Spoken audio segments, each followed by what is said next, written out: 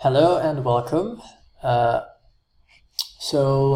This is a trig example on how to work out general solution using a reference angle. And in my opinion, this is probably the most efficient and quickest and easiest way to solve any sort of general solution. So what I've done is I've taken a question, and this is one from one of the GED grade 11 past year exams. So it says determine the general solution for 2 sine x cos x is equal to cos x. It's 6 marks, which means I will allocate about 6 minutes to do this and 6 steps. And what I've done is I've put the CAST diagram on the right hand side such that if we need it, we can use it.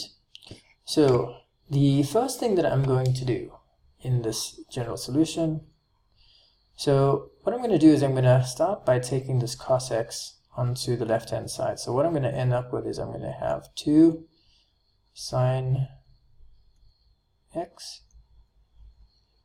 times cos x,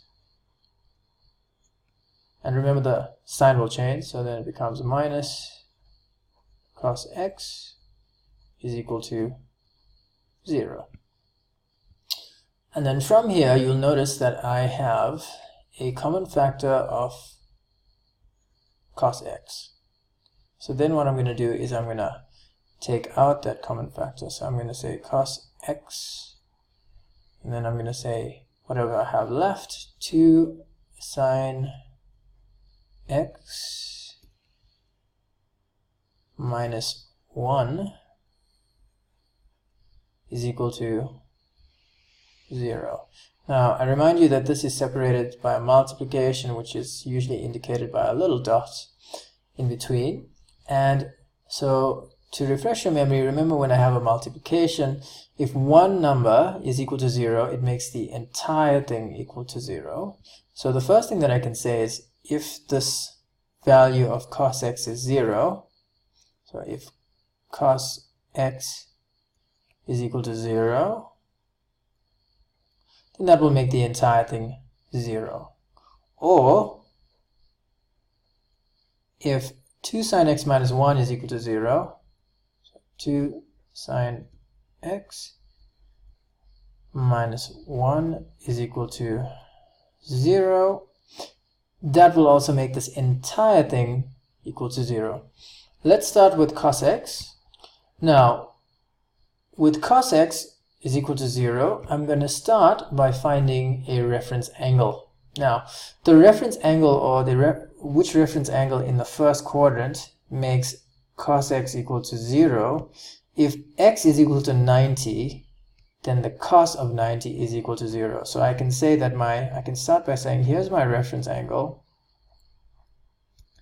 It's x is equal to 90. Okay. But then I need to ask myself, is there anywhere else in the cos between 0 and 360 where it's equal to 0? So what I've done is I've placed a picture of the cos graph here. This is y is equal to cos x. Now you'll notice that, as I said, with the reference angle, my reference angle is generally the smallest angle that gives me the value. So the cos of 90 I know is equal to 0. You can see that on the graph here. Let's use the pointer. However, you can also see that the cos of 270 is equal to 0, right? So all I'm going to say is, in this case, x is equal to 90, and then I'm going to say plus or minus 360 times k, where k is an element of the integer number set. Now, why do I say this? Because we know that the cosine graph repeats every 360 degrees. That means the shape, or the entire cosine graph, will repeat every 360 degrees. And just to make this 100% clear, this is what I mean. So here is the cosine graph. You can see it goes from 1 all the way down. At 90 degrees it's 0, all the way down to -1, back up at 270 it's 0, all the way back up to 1. And you'll notice here the pattern repeats, right? So I've got the exact same pattern every 360 degrees, and that goes the other way as well. So the pattern repeats both ways, so in the positive and the negative directions. So that is why I say this indicates, or what it tells the person or the marker, is that this is going to repeat every 360 degrees. Now that's where x is equal to 90, but I also know that between 0 and 360, x is, for the value of x is equal to 270, I'm also going to get 0. So that's going to be the next one. So it's going to be x is equal to 270 plus or minus 360 times k. And I will once again say k is an element of integer numbers. So that covers this one here. Now let's do this one here. So I'm going to take it to another page, right? So if I were doing sine 2x minus 1, so then what I would get is, so I could say, or I could then say, I could then get sine x is equal to, if I take the 1 across, that becomes 1, and then note I've divided by 2, so then I get sine x is equal to 1/2. Okay. Now, what I have done is I have listed, or I've put a sine curve here. So this is the curve of sine, the sine x curve. Now, I need to ask myself, so number one, I need to ask myself, what value will give me 1/2? Or sine of what value will give me 1/2? And if I know my special angles, I know that the sine of 30 will give me 1/2. So what I can say is, I can say that my reference angle, number one, my reference angle is, I can say x is equal to 30. Now, if you'll notice this, you'll notice 1/2 is a positive number.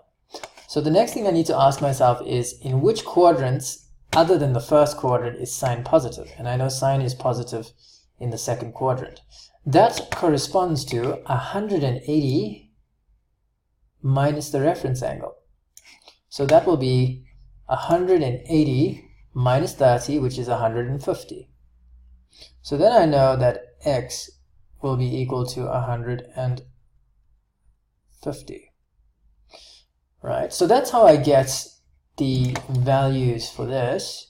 And then, as I did before, very similarly, I then say plus or minus 360 times k, where k is an element of integral numbers.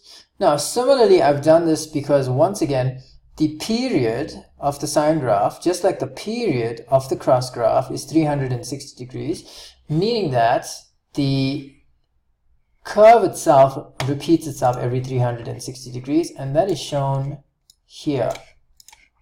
So you can see the graph repeats every 360 degrees in both the negative and positive directions. And that is how I got 360k. And then once again, I do a similar thing, and I'll say plus or minus 360 times k, where k is an element of integral numbers. And this is essentially the answers that you will have altogether. This is how you would answer this question here. That is the full answer, and that's how it's done.